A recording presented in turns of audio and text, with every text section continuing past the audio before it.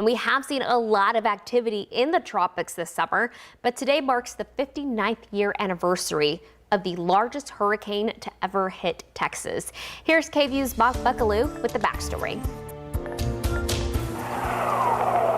1961. In fact, this night in 1961, September 11th, Hurricane Carla crashed into the Texas coast at Port O'Connor.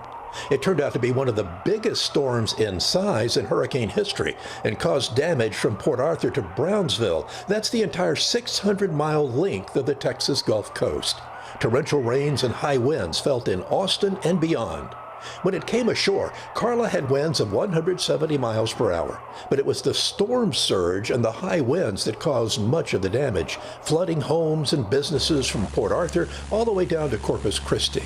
After the storm passed, the Weather Service reported that most of the injuries from the hurricane were caused by snake bites from the thousands carried in by the floodwaters.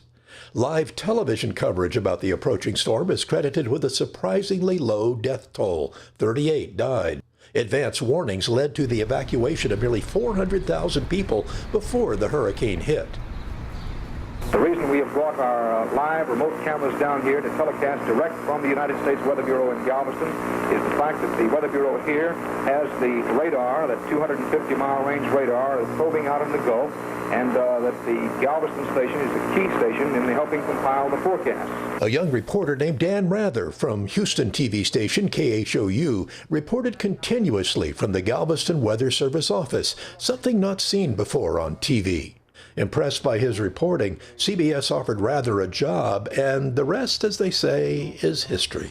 Hurricane Carla, 59 years ago today, the storm that brought massive destruction along the coast and brought television into the age of live reporting from a hurricane. Bob Buckaloo, KVUE News.